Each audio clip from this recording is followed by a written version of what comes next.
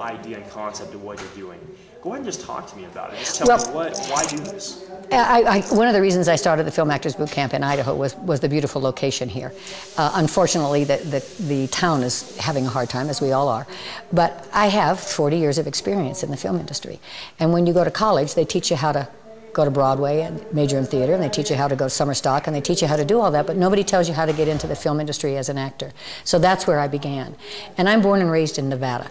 So I was Miss Nevada in the 19th century.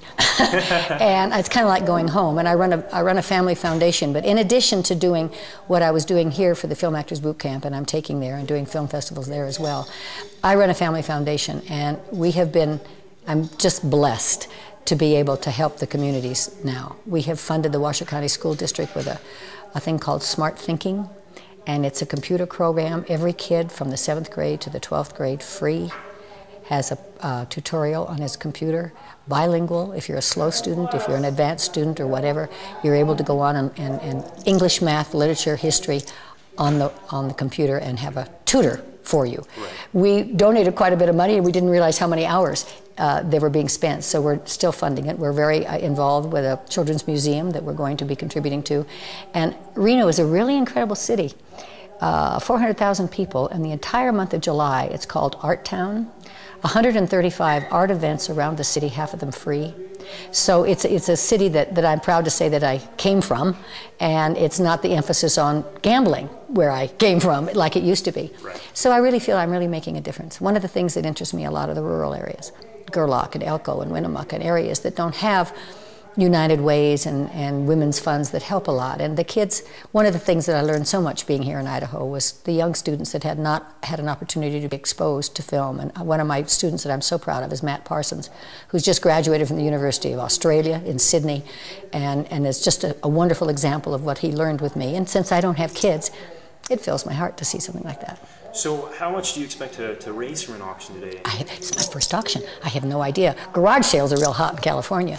But this is just too much for me to keep up by myself. If the school's not here, I'm a single person and I'm alone, and this is a lot of responsibility. So my mother has passed away and my grandmother. So I had all of that in storage. So in addition to what's coming from here, I brought a truck up of all these wonderful antique things that have a lot of history. It's very hard. It's very hard to let something go that you've loved forever, but I can't keep everything. Speaking of letting go things, I mean, it's been a while since you've been on, Gilligan's Island. How does it feel to see that syndicated still, see yourself back in the day? It is the most incredible experience. We've never been off the air since 1964. We're in 30 languages all over the world. We're the longest running show syndication. And I signed an autograph for a young man the other day, and he said, "I grew up watching you in Farsi."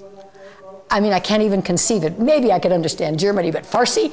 The third world countries even are watching the show. I had a cute experience. I'm an adventuresome woman, and I climbed the mountains for the gorillas in Rwanda, and 5 of us went to the Solomon Islands.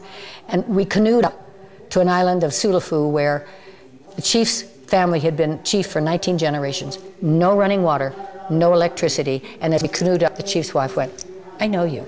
I was on the island of Honiara in 1979 and used to watch you when I came home from nursing school." So what do people say, when they've seen your show for so many years and they meet you? What do they tell you? That they love me. Marianne, they loved. That they loved the show. I mean, people say, "Are you tired of it?" I said, "People come up and greet me with a hug all the time." It was a very good show, a very good show for the family. There was always a little message. It was a little ahead of its time. It was the first sitcom out of a living room, and mothers and fathers and all of that. And kids have said, I was a bumbling kid and you loved Gilligan anyway. I was a latchkey kid and I used to come home and watch you and you were my family. The professor has told me how many times kids said, I went into science because of you. It's amazing. Wow. A simple little show like that. And one of the things that got me so, right after 2011, 9/11 I mean, right after 9/11, the New York Times had an article saying Gilligan versus the Taliban. And it talked about, and quite serious, it talked about, is this what that part of the world thinks of America? Capitalism, movie stars, bumbling idiot, high tech, all of that influence of Gilligan's Island, I can't even imagine. But one of the reasons I think it's popular, no time. There's no clothes that tell you when it was filmed. Everybody's fantasy wants to be on an island, marooned, not like The Survivor, but that kind of thing. And it's a humor that's easily translatable. It's slapstick. You didn't have to know who Monica Lewinsky was or anything like that to get the show. A genius as far as the producer to come up with that years ago, Okay. Obviously, you want to transfer a lot of the things you've learned to the youth in Reno. What's the most important thing someone can learn when they want to go into your business? Well, that's a good question because there's 3 or 4. One is training. You need to get training, whatever it is, whether it's camera, whether it's acting, whether it's what you need, as much training as possible. And part of that training is the interview process, which is also very important. You don't always audition, you meet somebody for the first time. But you have to know who you are. I think one of the things that's so important is your values, your ethics, your discipline. All of that is essential because it's a business that you get rejected all the time. And they're not rejecting dog wells, they're rejecting what I didn't perform correctly, I wasn't prepared, or I wasn't the right type. And you have to realize that where you fit. I can't play a tall Swedish maid. I don't know how good an actress I am. So you have to be type, you have to know what your strongest suit is, and you have to be able to deliver it. So you do have to have the training. So people who are in small communities like Idaho, how do they make it to the business? You go to school. You go to school and you go to an acting school, major in theater, or you take an acting class, and then after, my big decision when I graduated from Stevens and University of Washington was, where do I go? Do I go to Broadway? Do I go to Los Angeles? Where do I fit? Where am I going to get the most work? Business. It's show business. And you have to know contracts. You have to know what an agent is. You have to know the discipline yourself, not just, oh, somebody's going to discover me. That's fantasy. And I decided on Los Angeles because I have bad knees, they dislocate, and I couldn't sing and dance. Most everything in Broadway was singing and dancing. So I thought, all right, I'll go try film. I want to work. If you want to be a working actor, you've got to do it all. You've got to do commercials, you've got to do stage, you've got to do film, you've got to do all. And you've got to be positive. You know, as artists we get depressed, as artists we get down because we think it's personal and it isn't. Believe in yourself. Be prepared, believe in yourself. That's really the hardest thing. And then remember your ethics and your morals and your standards. Don't lose sight of that, you know?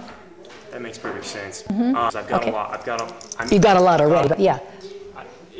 We're good with the direction of the use, so we're good there. But in your hometown's Reno, then. Yes, so born and raised. That's where you're going back. That's where I'm going back. So just make sure I understood that. And then what? Just because the school is leaving, I'm not through with Driggs. I will be up here fishing. I have a vacation up here in 5 years, but. My parents are divorced, and I fished with my dad since I was 9 here. And when I decided to do the Film Actors Boot Camp, I want to do it in Hollywood, where you go home worried about your laundry and feeding your cat. I want to be where you're surrounded in an area of beauty where an artist can soar. That's why I came here. Do you prefer a little more solitude than less traffic, all that sort of thing? Yeah, I prefer solitude. I really prefer solitude, yeah. Yeah. It seems to be a common trend after you've been in the spotlight, yeah. Well, and it's very opposite, you know. I mean, this auction's fun, and every